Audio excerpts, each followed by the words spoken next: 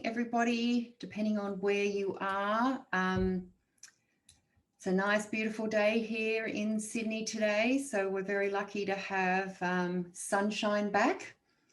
Now, today we're going to be showing you how important understanding genetic susceptibility is and what that might mean for your practice, because it's super important that, as you all know, we get good patient outcomes and we get good patient results.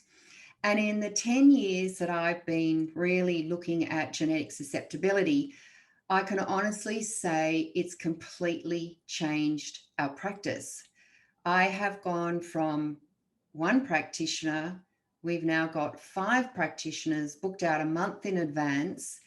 And if you employ what I'm showing you today, then I absolutely know that you will grow your practice because people will come back to see you because you are getting better results than anybody else and faster results, because if you can understand genetic susceptibility and where your patient and their individuals, don't forget, where they are having problems biochemically, you can have the most amazing results in a fairly short period of time. So we'll get started with the presentation, and I'm going to share my screen and get rid of this if I can. Too many control panels everywhere. Okay. So one of the most important things, I think, how did I get into this? Why did I do this? Well, I was quite a stickler for the bloods, and I love to analyze the bloods and look at it. And that sort of got me into MTHFR because I saw this discrepancy with folate with some of my patients. And then I realized it wasn't all about MTHFR. It was, a linchpin there, but there were so many other genes that we could look at. And when I started to deep dive into, what are some of the environmental influences on genes, irrespective of how someone's genetics are, you can see why so many people have widespread problems that are now turning into way more chronic diseases. And so my goal for you is to really empower you to understand what you can do for every patient to achieve way better outcomes. And look, let's face it, I'll never forget sitting there in front of, my desk one day when I first started out and thought, I just don't get how 2 patients have come in the 1 week with the same condition. I treated one way and one the other way. One turned around and said to me, oh, I feel so much better. And the other one said, I feel no different. And I thought, what on earth is going on here? Why is there a difference? And the difference is, what is their susceptibility? And if we look at medicine today, it does critical care so beautifully. There's no question about that. But chronic healthcare issues are badly addressed. And often we see patients with polypharmacy, and really at the end of the day, they're not getting better, they're getting more chronically ill.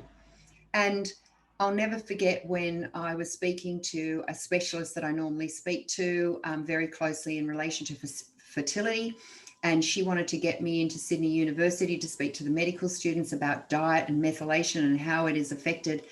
And the Dean of Medicine said, no, that's not what we do. And I think, unfortunately, in mainstream medicine, they still don't consider diet to be an important component of health. I think the system also too very much lets them down in that they have 15 minutes to decide, what do I do? Do I give you a drug or do I refer you? And often it's both. And I don't think it's the fault of doctors. I think it's the fault of the system, which A, doesn't educate them properly, and B, doesn't give them the time. Because if we all saw a patient and we had 15 minutes, what on earth could we possibly do in 15 minutes? Not a lot.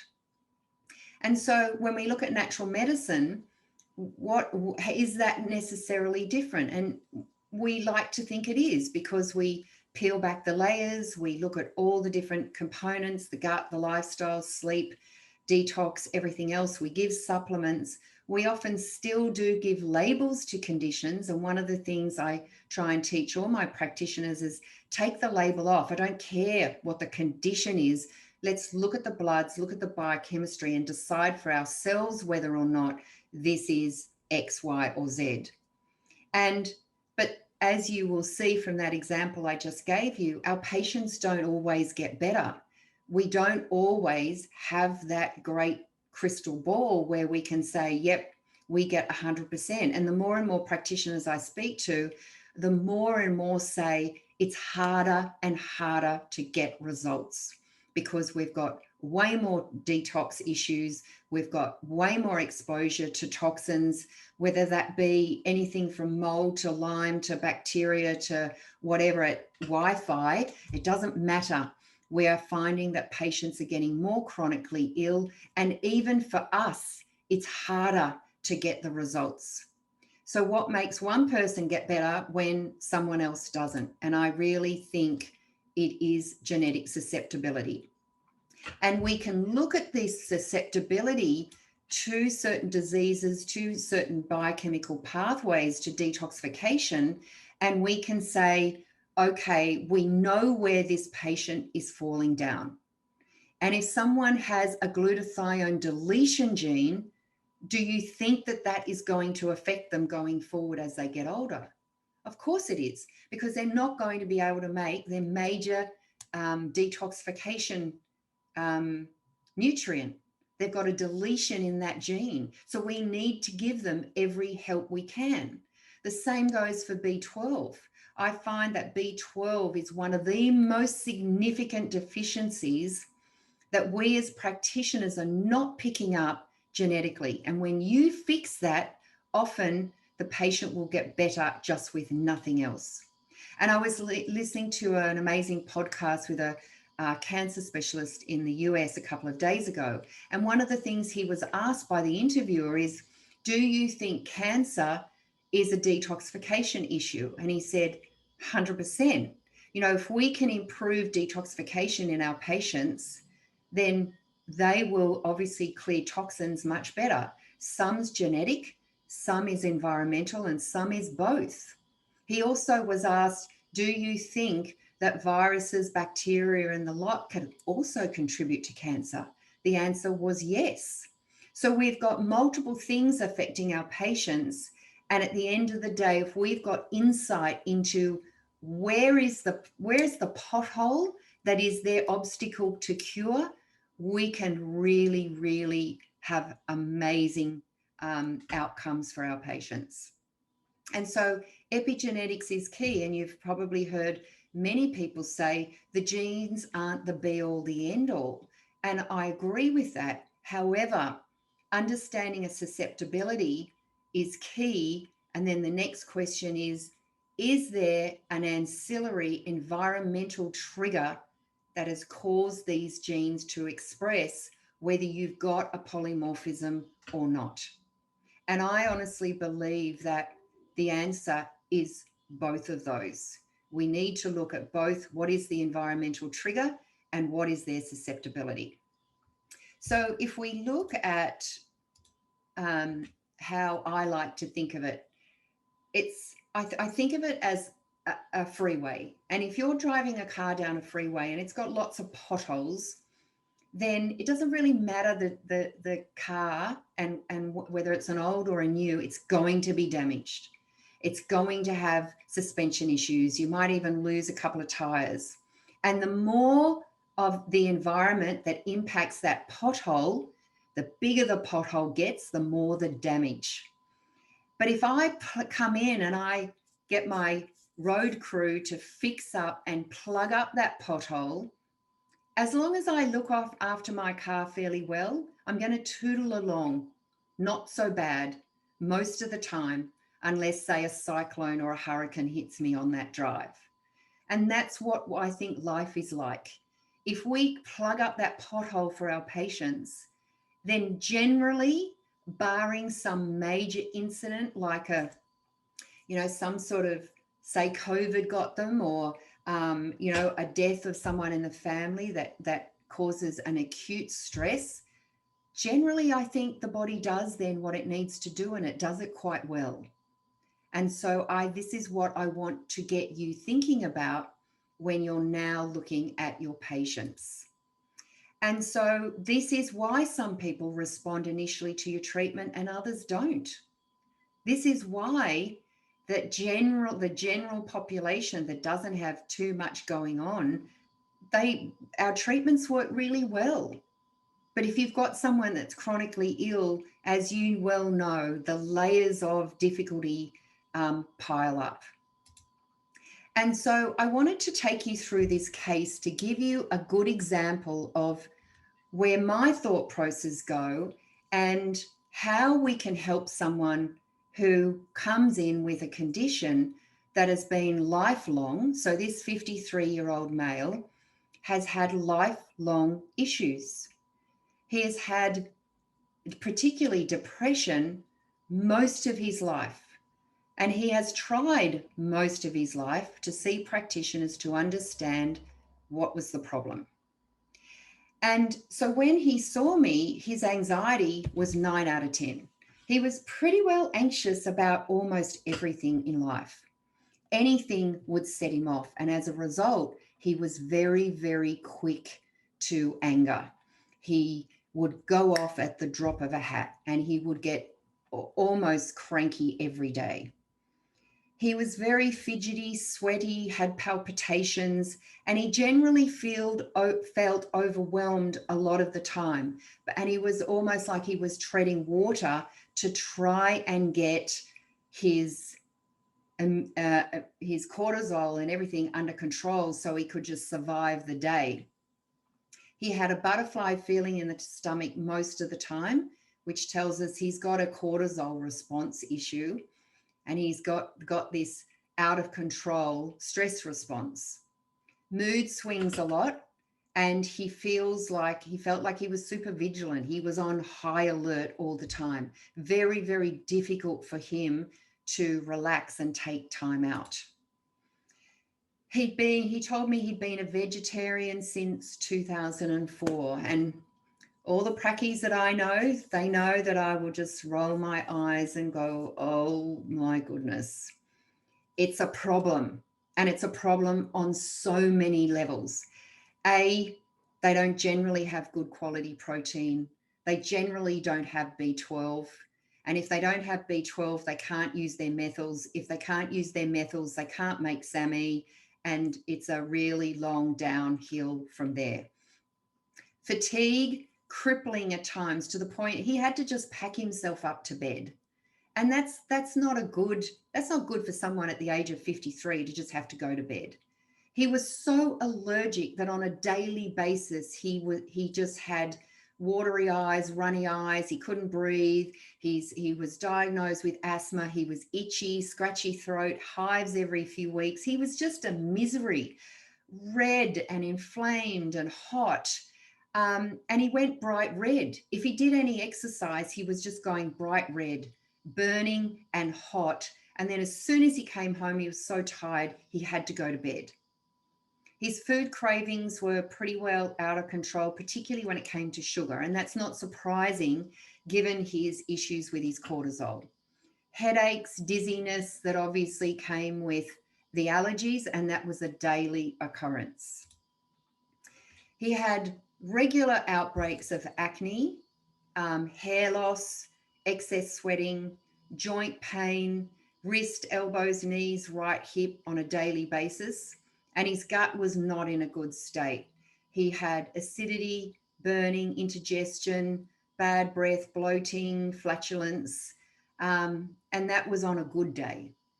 He had urinary urgency and frequency, especially at night. And he had poor coordination, loss of balance, memory loss, difficulty concentrating, loss of hand-eye coordination, memory loss, and he just could not add up. And this guy relies on numbers for his job. And so you can see that this poor guy is in this soup of where do I go? How do I get out of this? He's just feeling miserable and no one has been able to help him. The depression, we felt like at the end of the consult that it was really coming from this, just not being able to get better. It had taken him so many years. But the depression started in childhood. It had been there most of his life. He tried and tried and tried to get better, but nothing had really worked for him. His sleep, he had issues staying asleep and getting asleep. And so that can be a big issue. And we often see the staying asleep is a factor of a low B12. His energy was pretty bad, 4 out of 10 at the maximum time of the day, but it did get worse in the middle of the day. He had seen many practitioners over the last 20 years and not really seen any great results. He was on Wellbutrin, testosterone, T4, T3, vitamin D, and a Centrum multivitamin with folic acid. So you think, oh, the poor guy. He had 2 cups of coffee a day.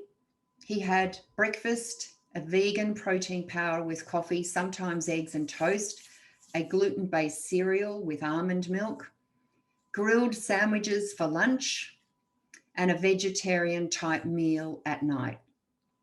Not great, certainly not enough protein, a lot of fat, which he wasn't necessarily using in the cheese, but not a great diet, particularly with someone, and even the 2 cups of coffee in someone who's anxious is actually a problem. If we look at his bloods, his eGFR was on the low side, and that should be over 90. So that in itself can tell us a lot. Low DHEAS, so he's clearly not sulfating his DHEA, which could explain some of the hormonal imbalances that he had. Hemoglobin low, MCV low, MCH low, MCHC at the low end, and red cell distribution width high. So we know that we're looking at some sort of anemia.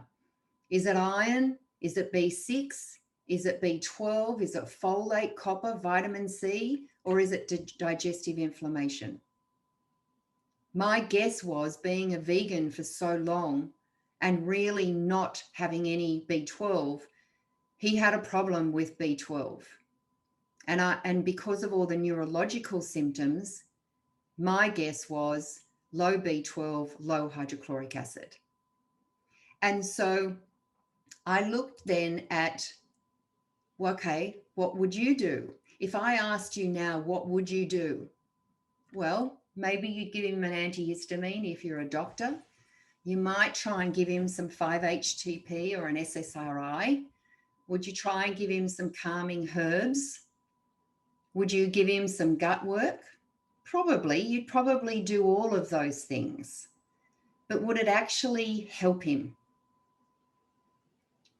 Probably in the short term, but would it help him long term?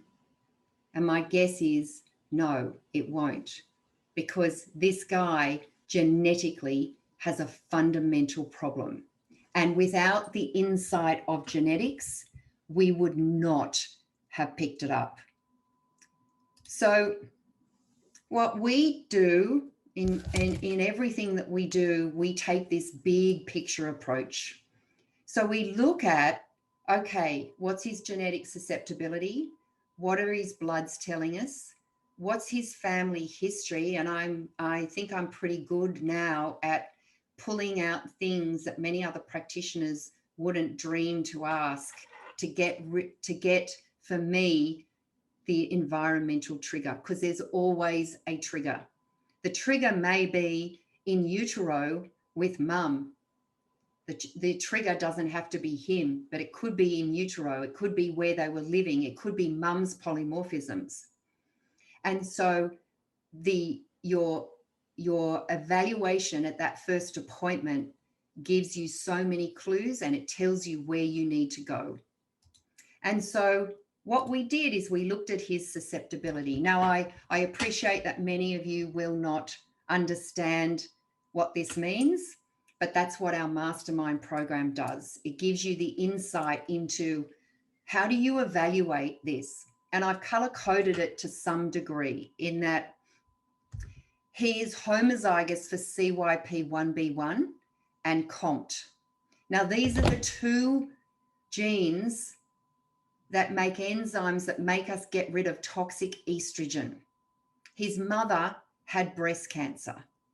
So we know straight away that his problem with his hormones is partly to do with the fact that he has toxic estrogen in his body. There's no question. I can do an estrogen metabolism test on this patient, and I guarantee you he will have elevated estrogen metabolites, maybe 4, definitely 16. And that will give me, and that's probably one of the reasons why he couldn't lose weight. It's also one of the reasons he has a high histamine, because every time estrogen is high, you get a histamine surge. Whether you're a male or female, it doesn't matter. Whether you're cycling or not, it doesn't matter. It's just that at the time of the cycle, when estrogen is high for women that are still cycling, you'll get that surge in histamine at ovulation and premenstrually. But we guarantee that this is a big problem for him. So straight away, we know one area of our testing is going to be, we need to improve his estrogen metabolism. Let's test it. Let's see what's going on. We also know that he has issues with detox, and I've highlighted the detox in purple. Now we know our phase 2, but PON1 is a very significant detox pathway that gets rid of organophosphates. And many people you'll see in the family history that have actually been brought up on a farm where we see a high proportion of organophosphates is that they're exposed to it. And if they're born on a farm, children don't have this PON1 until they're probably 3 years of age. So the toxicity has already happened.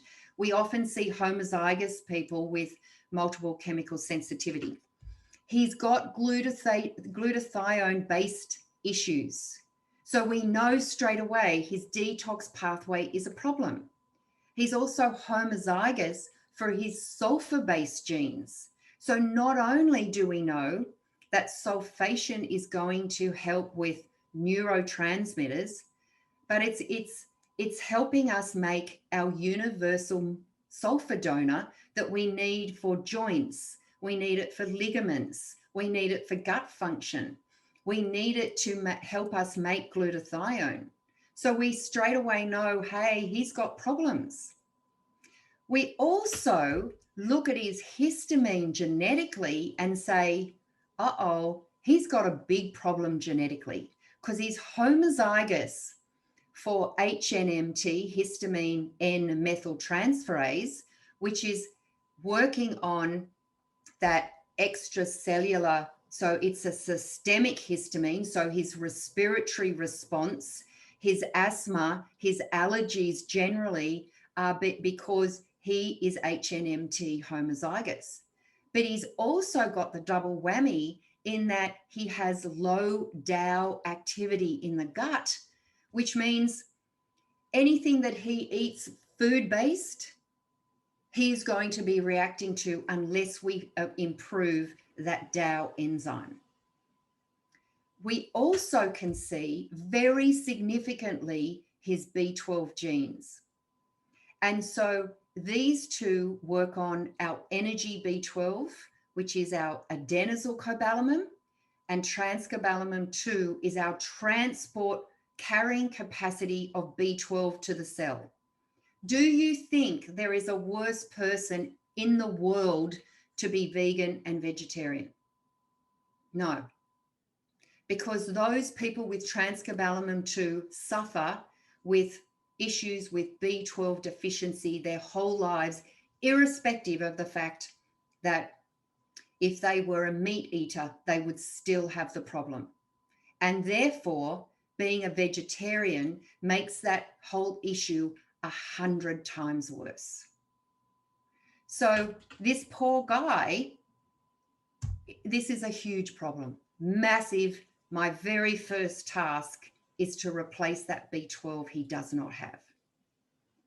So we know just by looking at this, that this guy has major susceptibilities with estrogen metabolism, methylation, because he's MTHFR homozygous, compound heterozygous. His B12 is low and he's a vegetarian. He's got histamine issues and he's not clearing his dopamine because he's COMT++. So I could actually go away without doing anything else and address those, and this guy would improve. But we want to be targeted. We want to really understand what do we need to do in the short term. Now, his hyperactivity and the issues with his mood is definitely because he's not breaking dopamine down. So what's making him cranky is the fact that he can't break dopamine down to norepi. That's why he's been given Wellbutrin, which supports norepi and epi, because his block is the fact that he can't convert his dopamine to norepi and epi. So we can see that, yes, the Wellbutrin is actually making a difference to him and he can't really cope without it. But long term, if we improve his dopamine breakdown and help him make more norepi and epi, he will actually improve. And we know that anxiety trumps all, anxiety and depression. So that's got to be the first thing we work on. There's no point in working on someone's gut or their mold issues when they're so depressed they can't really get through the day, or they're so anxious that it ruins their whole day. So we've got to be able to turn around and go, okay, what do we do?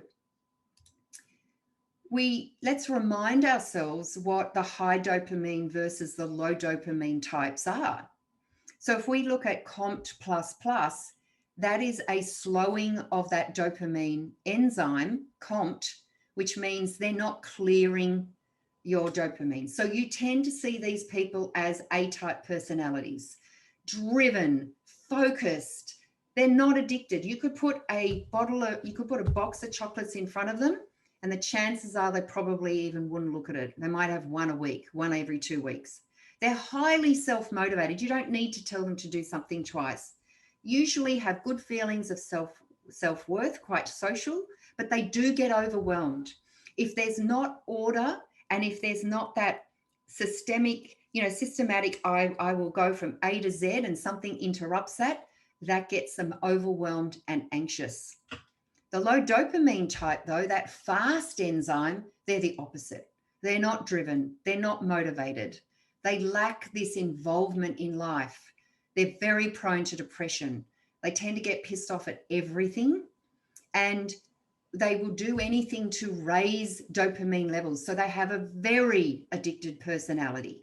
So sex, drugs, rock and roll, driving fast cars, jumping off cliffs with parachutes, all those things that require the body to get the adrenaline going and the dopamine moving will be usually what a low dopamine type does. So even by identifying your COMT polymorphisms, you've got a great insight into how someone will react to the methylation nutrients.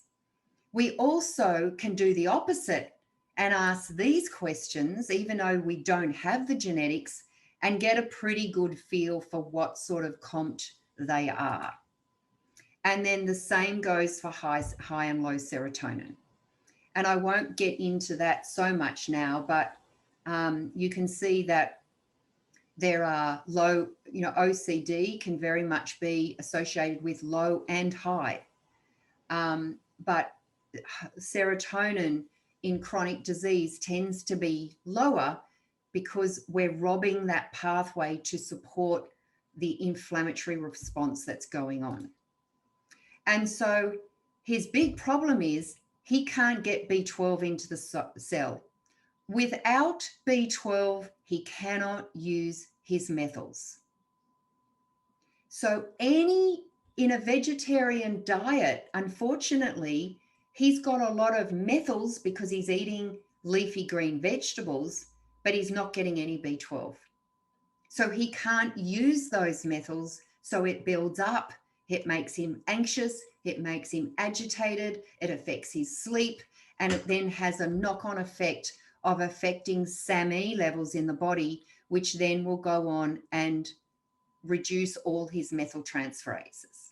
So the things that he needs SAMe for, like histamine breakdown and dopamine breakdown, he doesn't have because of his low B12 and his vegetarian diet. And so what did I give him? I kept it very simple. I did the niacin test and the SAMe trial, which we go through in the mastermind program, which shows you how to get rid of methyls in the first place and then support SAMe in the second. I gave him phosphatidylserine to dampen down that cortisol and stress response and get rid of that butterfly feeling in the stomach. I gave him magnesium glycinate, and I gave him vitamin B12 injections, 3,000 micrograms of hydroxy per day. I put him on a low histamine and low oxalate diet, and I gave him 2 tests, an organic acids and a stool test. That's all I did at the first appointment. I didn't work on gut. I didn't necessarily work on sleep. I didn't do anything but work on his anxiety and his mood predominantly. So 3 weeks later, I saw him. Anxiety had gone from 7 out of 10 to 3 out of 10. He was much less overwhelmed and not nearly as anxious. He was still losing his temper, but it's early days, but it wasn't as much as he was.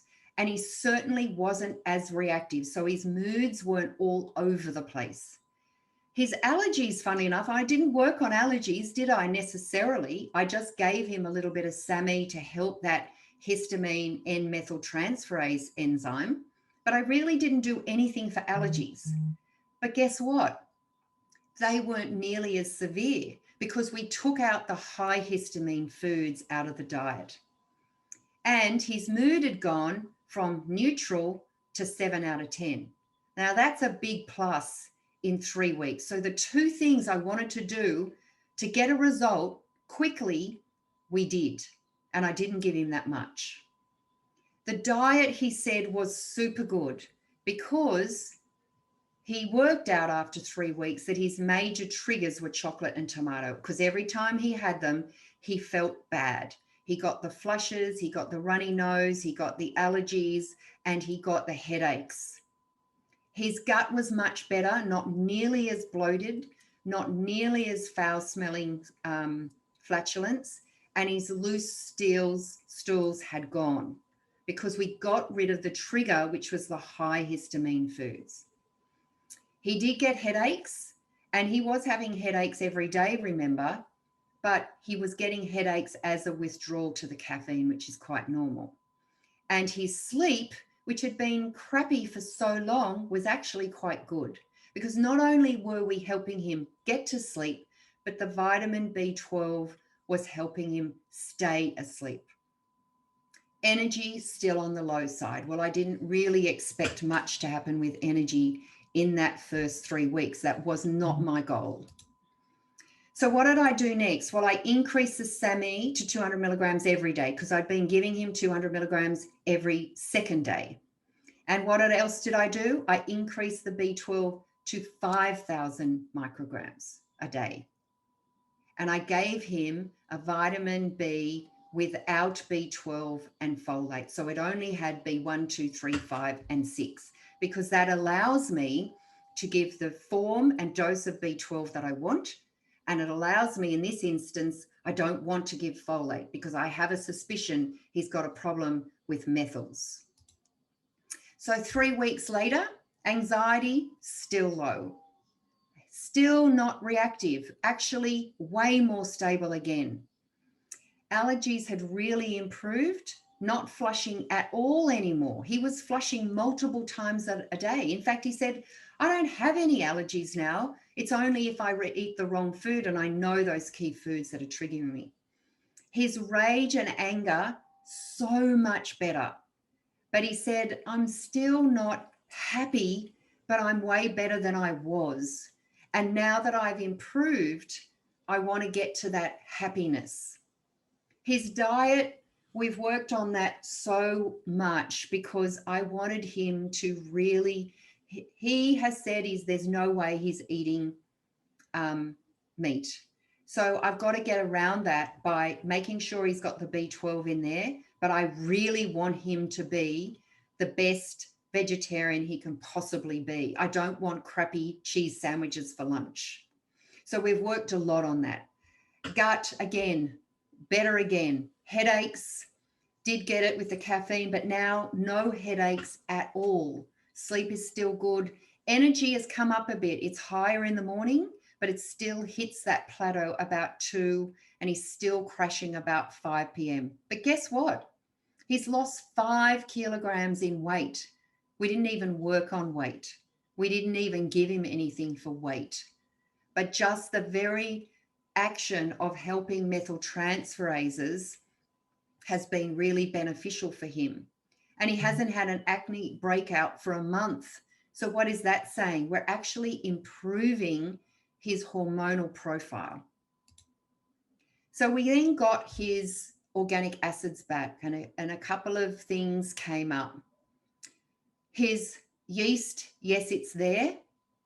And he has some mold markers. And he did say that there is exposure to mold, and there has been, because he lived in quite a wet environment. So that's not good. We don't want that. And this could be one of the environmental triggers that we now have to deal with to turn him around 100%. You can see he's even got Clostridia markers. So again, we need to start working on his gut, which is what we have now started doing. You can see his oxalates are high, and funnily enough, his pain in his joints went totally 3 weeks after a low oxalate diet. And why? Because the oxalates they're building in the joint tissues, and they're painful. They're like little crystals inside the joints. So they're incredibly painful. But when you start to improve sulfation, improve the B6 availability, you can actually get really good results with that. But you can see his dopamine. So here's a classic example of what is happening. His dopamine is high, his norepi and epi is low, and he's got this high DOPAC marker. Why do we think that is? Well, here, remember, he's got COMT, which is slow, and it's stopping the breakdown of dopamine on many different levels. But here, it's the immediate gene after DOPAC. So we know straight away he's not breaking down. He's got a slow COMT. So this is important information for us going forward, because we know that we've got to improve that. And how do we do it? With cofactors SAMe and magnesium. And that's going to be our long-term response. So what did we do next? I thought, well, okay, I'm going to see if I can improve his energy. And we gave him some NADH. It's also very good for detoxification. I increased the SAMe again, and I gave him 200 milligrams morning and night. We left him on his B vitamin with no B12 and no folate. We gave him some nitric oxide support, some magnesium. We kept the phosphatidylserine in there. The niacin stayed in, and we gave him some herbs because we know he's coming up with some stressful things at work. And we introduced NAC, PQQ for that dopamine, which helps break down dopamine to norepi, and vitamin C. He has improved to the point where we really only have to get the hormones under control, which is his estrogen, and we're waiting on the stool test. So we will be addressing the yeast and the mold if we need to. Remember, he has the glutathione. So we first of all need to improve the detox downstream. Then we'll look at getting the glutathione support nutrients in there. I'm not necessarily going to give him glutathione, but I am going to give him N-acetylcysteine and selenium and NADH to help the recycling of glutathione first. Long term, we're going to get that blood pressure under control. We're going to keep his anxiety low, and by keeping that B12 and SAMe, you know, he will be probably bulletproof once we get him with all these other issues under control. We need to improve sulfur because that's definitely causing issues with his hormones. His excess estrogen is causing issues with his hormones. Notice I haven't given him any methyls. So this is the important thing, is that we don't always go in methyls, even though his compound heterozygous MTHFR. Right now is not the time to be giving him methyls because he can't deal with them. And these are the nuances that we need to understand with our patients. But long term, I'm super confident that he will not have a problem with his anxiety and depression again, which is the most important thing. And if we clear up the other stuff, as I said, he may be relatively bulletproof for what life throws at him because we've addressed his major genetic susceptibility. And with the CYP1B1, we can even be more specific with things like how do we, because the CYP1B1 is an upregulation. So our long-term goal is, how do we slow it down? We want to take the pressure off glutathione because he does have a problem with that. So we could actually look at slowing that enzyme down with certain nutrients that you can see on the screen.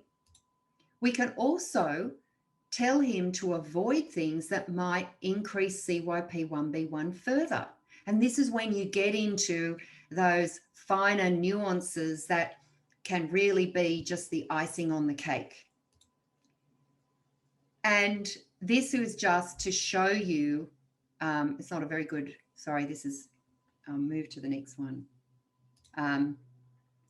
You know, most people forget that our energy cycle is downstream of our CBS pathway.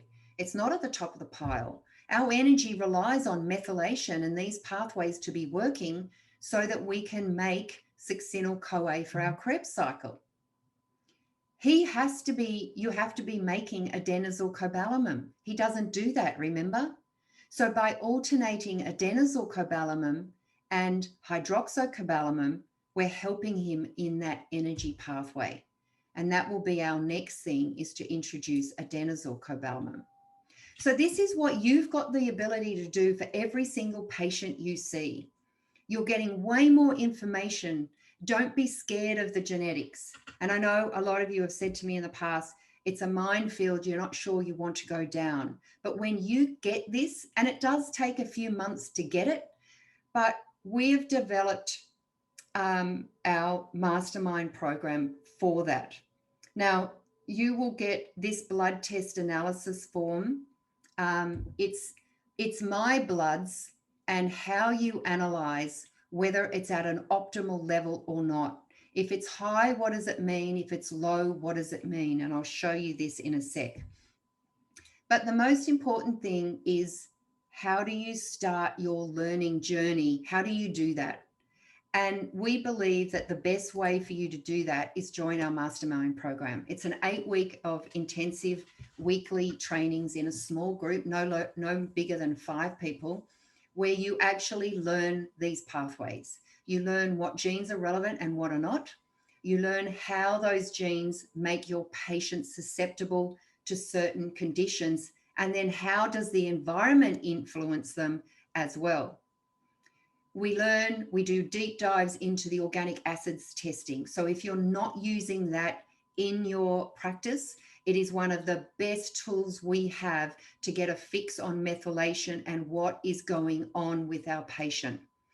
And then we start to unpack patients where you can then see what matters and what doesn't matter.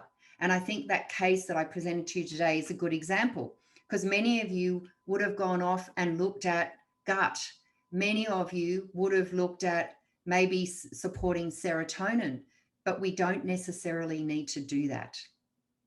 And this is where we can make huge inroads.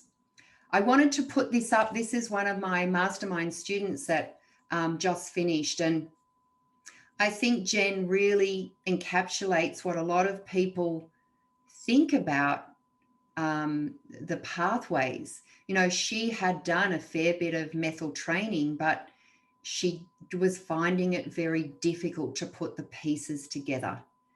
And so if that's you and you think that you want the support and you want to be able to know how to do this, then join the mastermind, because it is an amazing program to get you started and help you on your way to be able to incorporate this into absolutely every patient that you do.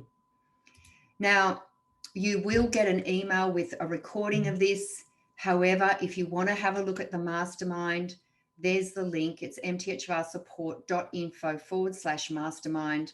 And if you'll actually get an opportunity to talk to someone, if you want more info, you can actually, you'll get in a link in the email on a link to a diary where you can get have a chat to someone about how it works and what you can learn from it. It will take you to that landing page, but I thought what I would do is just show you. So this is you'll get the opportunity to purchase this after the presentation. It's my blood test analysis form, where it gives you general bloods, what is the optimal hematology, what pathways may be upregulated or downregulated because of it. What are some of the reasons? We go through everything from iron, white blood cell count, biochemistry, anion gap. All of these things will give you further insight into your patients as to, well, we look at reference ranges, but are they necessarily practical for us to be looking at? No, they're not at all. So because it's just a conglomeration of all the sick people. So we really need to know the biochemical optimal ranges for everything that we're looking at. And as you can see, we've got the international and the Australian for everything. So for example, creatine here, you can see if it's low, it may be a molybdenum deficiency. How many of you look at it from that perspective?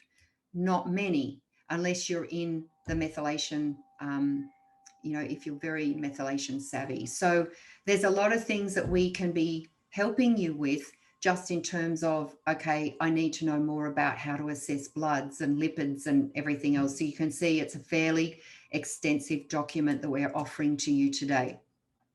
The other thing I wanted to show you was the practitioner.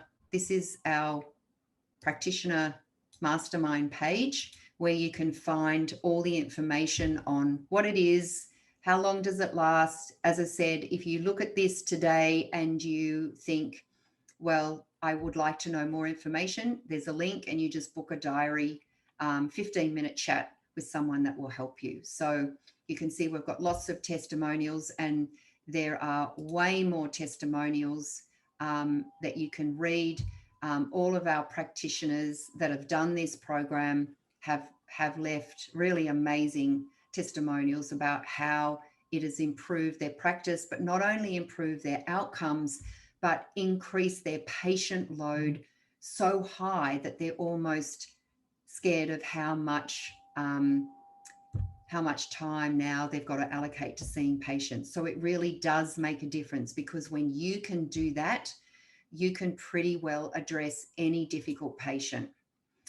So I hope you enjoyed that. We do have a question. No, that's not our blood test. Oh, you mean the MTHFR blood test, or are you talking about that sheet that I gave you? If someone wants to do the MTHFR buccal swab, that's on the website, but I don't think that's you're talking about. Oh no, that's not. This is a resource for you to purchase after this webinar so that you've got a ready reckoner on all the bloods, so that you can analyze your patient bloods, look at the levels that they're at and say, okay, I can see that that is optimal. So TSH is a really good example. If you look at TSH and you look at the reference range, it goes from 0.5 to 3.5 or sometimes even 5.5. And you know as well as I do that if someone's TSH is 5.5, they've got a problem. They've not got a disturbance in their thyroid function. They've got a disturbance. They've got probably thyroid disease. So I'm saying this is a ready reckoner for you to be able to use in your clinic, so that you can, let me just, I'm not sharing, so I'll just share that again so you can see it. So this is your reference. This is a ready reckoner of all the bloods. So you can go through and you can say, all right, I can see that my patient has a high hematocrit. What does that mean? If it's low, what can it mean? So it could be a deficiency in iron or copper or B6. It gets you thinking outside the square. So that's that.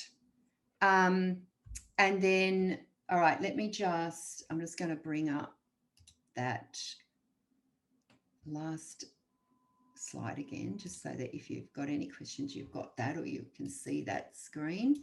Okay, so the other questions we've got is, isn't SAMe a methyl donor itself? It is, but what SAMe does is completely different from methylfolate. Methylfolate needs that methionine synthase to go in and make SAMe. SAMe slows down the MTHFR gene. So it's actually taking the pressure off the making of methyls until you can fix that block. So they work completely differently, even though methylfolate will go on to make SAMe. Hey, Rahat, how are you? You are going to get that lab sheet analysis. You're going to get that link in the email after this. And I would love you to do the mastermind, Rahat. Love it, because I think you are so super savvy with all this stuff. You will just absolutely love it. Lithium orotate. No, I do not tend to use lithium orotate for TCN1 or 2 because it doesn't really take us anywhere in the short term. Yes, it might help with B12 metabolism, but at the end of the day, that's not what a TCN1 or 2 person needs. They need the B12 injections. Super important. Okay, so I really hope you enjoyed that. I'm going to leave it there. If you have any questions, you can email Neve. You'll get a recording this afternoon of that. You'll also get email links to the blood sheet analysis test form. You will also get information on the mastermind. And if you want more information and you want to speak to someone, you'll also get a link to a diary. So let me just see, there's a couple of questions in the chat. Yeah, so you are going to get all of that info in an email today. So thank you so much for being here. Fantastic to see you all interested in this subject. I can't talk about it enough because it's just so awesome, and it completely changes practices to the point where you will be a different practitioner if you understand this. So thank you so much. Nice to see you all. Look forward to seeing you soon, I hope. Bye for now.